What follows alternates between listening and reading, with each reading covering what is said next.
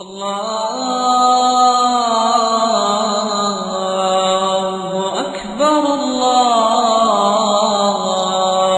بسم اللہ الرحمن الرحیم۔ اسلام میں کھیل کی کیا حیثیت ہے؟ کیا اسلام ہر کھیل کو منع کرتا ہے؟ اور کیا اسلام کا فوکس صرف عبادات تک ہے کہ آدمی ہر وقت عبادت میں مشغول رہے، ذکر اذکار میں مشغول رہے اور دنیا سے تعلق منقطع کر دے، ختم کر دے؟ تو یہی ہے یا کچھ شریعت نے اجازت دی ہے کھیل کود کی؟ تو پہلی بات یہ ہے، جہاں تک کھیل کود کا تعلق ہے، ورزش کا تعلق ہے، جسمانی ساخت بنانا یا جسم کو صحت مند بنانا، اس میں ہمیشہ اسلام نے انسانوں کی حوصلہ افزائی کی ہے، اور حوصلہ افزائی نہیں بلکہ اس کی ترغیب دی ہے۔ اور بعض کھیل تو ایسے ہیں جس کو شریعت نے مستحب قرار دیا ہے، لیکن اس کی حدود ہے۔ جس طرح ہر کام کی ایک حدود ہوتی ہے، ہر چیز کی کچھ لمٹس ہوتی ہے، اس لمٹس کے اندر وہ چیز ہوگی تو خوبصورت نظر آئے گی، اگر وہ لمٹ سے پار ہوگی تو اس میں ایک تو بدصورتی نظر آئے گی، دوسری وہ نقصانات کا سبب بنے گی۔ اسی طرح کھیل ہے یا ورزش ہے، یہ تو ایکسرسائز، یہ جب اپنے لمٹ کے اندر ہوں گے تو فائدہ مند ہوں گے، سود مند ہوں گے، اور اگر یہ لمٹ سے باہر ہوں گے تو یہ نقصان دہ ہوں گے۔ تو اسلام نے بھی اس کھیل کود کے کچھ لمٹس بنائے ہیں، کچھ حدود رکھے ہیں کہ ان حدود کے اندر اگر کوئی کھیل کھیلا جائے تو وہ فائدہ مند ہوں گے، وہ اس کے اثرات اچھے اثرات مرتب ہوں گے، اور اگر اس لمٹ کو پامال کیا جائے تو پھر یہ مسائل کا نئے مسائل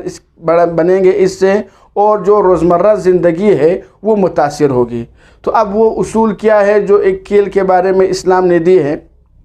میں ترتیب وار بیان کرتا ہوں، چونکہ ہر کھیل کا نام لے کر اس کا حکم بیان کرنا یہ ممکن نہیں ہے۔ دنیا میں ہزاروں قسم کے کھیل کھیلے جاتے ہیں، وہ اصول ذہن میں رکھے، پھر ان اصولوں کو اس کھیل پر منطبق کر دے، اس پر اپلائی کر دے کہ اگر وہ اصول اور وہ کھیل آپس میں یہ صحیح اس کی اپلیکیشن ہوتی ہے تو وہ جائز ہوگی، اور اگر وہ اس اصول کے مطابق وہ کھیل نہیں آ رہا ہے اسلامی اصول کے مطابق تو وہ پھر ناجائز ہے۔ تو سب سے پہلے ایک اصول یہ ہے کہ جو کھیل کھیلا جائے اس میں لباس ساتر ہو، یعنی جسم کو چھپانے والا ہو، کم از کم اتنا ہو جو مرد کا جو سطر ہے ناف سے لے کر گھٹنوں تک یہ چھپے ہوئے ہو۔ اگر ایسا لباس ہے جس میں گھٹنوں سے اوپر کا حصہ نظر آتا ہے تو اور اس میں یہ کھیل کھیلا جاتا ہے تو شریعت کی نگاہ سے یہ کھیل جائز نہیں ہے۔ جس طرح ریسلنگ ہے، اس میں بعض اوقات کچھ کھلاڑیوں نے تو پورا پینٹ پہنا ہوتا ہے، وہ صحیح ہوتے ہیں، اور کچھ نے بہت بالکل آف پہنا ہوتا ہے، آف پینٹ ہوتا ہے اور اس میں گھٹنے سے اوپر کا حصہ نظر آتا ہے تو یہ پھر جائز نہیں ہے۔ یا اسی طرح باڈی بلڈرنگ ہے، اگر وہ اس طرح اپنے بدن کو ظاہر کرتا ہے جس میں بدن کے سارے حصے نظر آتے ہیں، سطر ہوتی ہے، بس ایک چھوٹا سا کپڑا اپنے اوپر ڈالا ہوتا ہے تو اور پورا ناف سے لے کر گھٹنوں تک حصہ اکثر حصہ کھلا ہوتا ہے، تو اس طرح لباس پہننا شریعت میں جائز نہیں ہے، اور اس لباس کے ساتھ کھیل کھیلنا یہ جائز نہیں ہے۔ پہلا اصول یہ ہے کہ لباس اتنا ہو کم از کم کہ ناف سے لے کر گھٹنوں تک وہ چھپے ہوئے ہوں۔ دوسرا اصول کھیل کا یہ ہے کہ وہ کھیل مختصر مدت کے لیے ہو، مختصر وقت کے لیے ہو۔ اگر کوئی ایسا کھیل ہے جو بہت زیادہ وقت کو گھیرنے والا ہے، جس کی وجہ سے آدمی شرعی فرائض اور دنیا کی ذمہ داری سے وہ نکل جاتا ہے، وہ پوری نہیں کر سکتا، تو اس کھیل کی بھی اسلام اجازت نہیں دیتا کہ آدمی ایک ایسا کھیل ہو کوئی پورا دن کھیلتا رہے، اور جس میں نمازیں بھی اس کی قضا ہو، جو گھریلو ذمہ داری ہے وہ بھی اس سے بھی غافل ہو، اور ہر وقت پورا وقت اس کا کھیل ہی منہمک رہے، تو شریعت ایسے کھیل کی اجازت نہیں دیتی۔ چاہے وہ ایک ویڈیو گیم ہے، مختصر وقت کے لیے اگر کھیلا جائے تو ٹھیک، لیکن اگر اسی پر یہ پورا دن گزارتا ہے، یا پب جی ہے، اس پر پورا دن گزار دیتا ہے اور اس سے نماز قضا ہو رہی ہے، یا اسی طرح دوسری ضروری معاملات اس کے وہ ترک ہو رہے ہیں اور گھریلو زندگی متاثر ہو رہی ہے، تو اس کھیل کی بھی شریعت اجازت نہیں دیتی۔ چیس یعنی شطرنج گیم ہے، اس میں بھی اگر اتنا منہمک ہے کہ گھنٹوں اسی پر بیٹھا ہوا ہے، فرائض قضا ہو رہی ہے اس کی، ساتھ ساتھ یہ ہے گھریلو معاملات متاثر ہو رہے ہیں، یا تاش ہے، اس پر اتنا منہمک ہے، ان میں تو ایک تو وقت کا ضیاع ہے، دوسری شرعی فرائض کی کوتاہی اس میں ہو رہی ہے، اور زندگی کے معاملات متاثر ہو رہے ہیں، تو اس طرح لمبے کھیل کی بھی اسلام اجازت نہیں دیتا جس سے دنیا اور آخرت کے معاملات تباہ ہو جائے۔ تیسرا اصول یہ ہے کہ جو مرد کے کھیل ہیں وہ عورتیں نہ کھیلیں، بعض اوقات کچھ کھیل جو ہے وہ مردوں کے ساتھ خاص ہو جاتے ہیں، اسی کے ساتھ اچھے لگتے ہیں، اور کچھ کھیل جو ہے وہ عورتوں کے ہے، ان کے اپنے انہی کے ساتھ ہے، وہ اسے اچھی لگتی ہے۔ اب اگر عورتیں مرد کے کھیل کھیلنا شروع کر دیں، مرد عورتوں کے کھیل، تو اس طرح مشابہت سے اسلام نے منع کیا ہے کہ کوئی مرد عورتوں کے طریقے اختیار نہ کرے اور عورتیں مرد کے اختیار نہ کریں۔ مثلا اب کرکٹ عام طور پر دنیا میں جو کھیلی جاتی ہے مردوں کا کھیل سمجھا جاتا ہے، عورتیں اب اس کو کھیلے گی تو وہ شرعی نقطہ نگاہ سے اور عام عقل کے بھی لحاظ سے بہت بری نظر آتی ہے اور کوئی اچھا اثر اس کا نہیں پڑتا۔ تو لہٰذا ایسے کھیل جو صرف مردوں کے ساتھ ہے وہ مرد کھیلے، یا مرد جو ہے عورتوں والے کھیل کھیلے جس سے اس کی جو عزت ہے اس پر بھی داغ آتا ہے اور اس کی عزت بھی متاثر ہوتی ہے۔ تو ایسا کھیل جو مردوں کے ساتھ خاص وہ مرد کھیلے، جو عورتوں کے ساتھ ہے وہ عورتیں ہی کھیل سکتی ہے، لیکن عورتوں کے لیے کہ وہ پردہ ہو، اس کھیل میں مرد موجود نہ ہو۔ اگر صرف عورتیں ہی موجود ہیں تو ٹھیک ہے، لیکن عورت جو ہے مردوں کے سامنے کھیل نہیں سکتی۔ یا اسی طرح جس طرح مردوں کے کچھ خاص کھیل ہے، مثلا کہ جو ریسلنگ ہے، کشتی ہے، عورتیں کشتی لڑ نہیں سکتی، یا اسی طرح وہ باڈی بلڈرنگ ہے، عورتوں کی ساخت اور مردانہ ساخت بن جاتی ہے اس سے، اس وجہ سے یہ بھی نہیں کر سکتی۔ اور کچھ اور کھیل جو صرف مردوں کے ساتھ خاص ہے، عورتیں وہ نہیں کر سکتی، عورتوں کے ساخت کے مطابق اپنے کھیل ہے وہی کھیل کھیل سکتی ہے۔ اگلا اصول یہ ہے کہ کوئی بھی کھیل اگر ہو، اگر اس میں جوا لگ گیا، پیسے لگ گئے،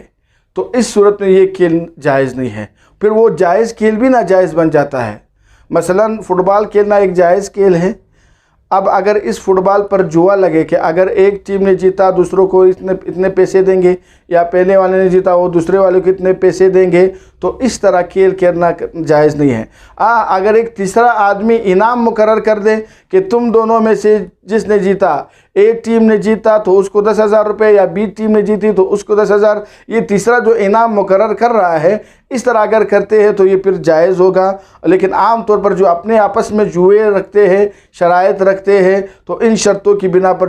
جو جائز کھیل بھی ہے وہ بھی ناجائز بن جائے گا۔ یا اسی طرح ٹورنامنٹ میں اس طرح ہوتے ہیں کہ مختلف لوگ پیسے جمع کر دیتے ہیں، اور پھر جو ایک جیتنے والے فاتح ٹیم کو وہ پیسے دے، یہ بھی جوئے کی قسم ہے، یہ جوا ہے۔ لیکن اگر کوئی تیسرا آدمی کہے کہ 10 ٹیمیں مقابلہ کر لیں، جو فرسٹ پوزیشن پر آئے گا اس کو یہ انعام ہوگا، جس طرح عام طور پر سکولوں میں ہوتے ہیں، انٹر کلاسز میچ ہوتے ہیں، پھر جو ٹیم جیت جاتی ہے پھر سکول کی طرف سے ان کو انعام دیا جاتا ہے، وہاں اسٹوڈنٹ سے کچھ پیسے وغیرہ جمع نہیں ہوتے۔ یا اسی طرح انٹرنیشنل لحاظ سے اگر اس طرح ہوتا ہے تو وہ تیسری پارٹی اس کو انعام دیتی ہے تو یہ جائز ہے، لیکن اگر آپس میں اس طرح پیسے جمع کر کے، یہ ایک جوئے کی شکل ہے جو کہ جائز نہیں ہے۔ اگلا اصول یہ ہے کہ وہ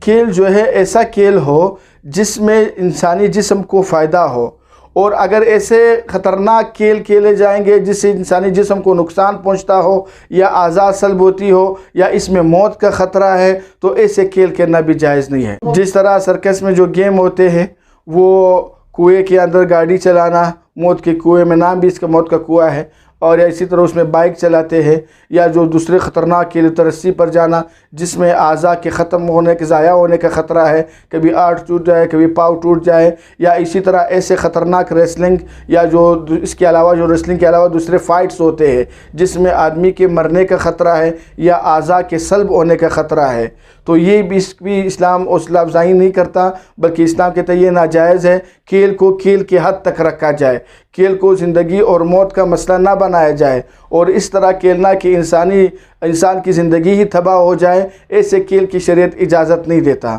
اس کے علاوہ کچھ ایسے کھیل ہیں جن کا ثبوت حدیث میں موجود ہے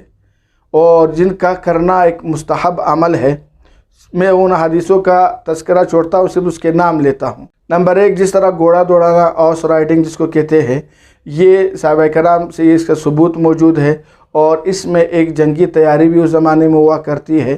دوسری بات تیراکی ہے کہ پانی کے اندر تیراکی سیکھنا،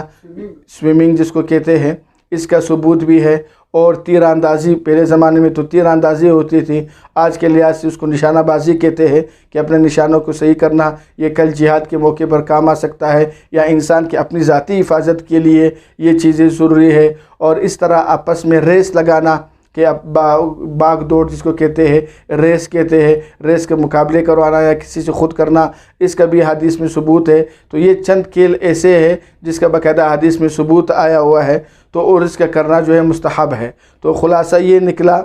کہ جو شرائط کھیل کے لیے مقرر ہے، جسم کا چھپانا، جوئے کا نہ ہونا، اور اس طرح ایسا کھیل جس میں انسان کی موت یا اعضاء سلب ہو یہ نہ ہو، اور یا اس کے علاوہ جو ہے یا اتنا لمبا کھیل جس میں فرائض کی کوتاہی ہو جائے، تو یہ کھیل جو ہے منع ہے۔ اگر ان اصولوں کے خیال رکھتے ہوئے دوسرا کھیل کھیلا جائے تو اس کی اجازت ہوگی۔ القارعة ما القارعة وما أدراك ما القارعة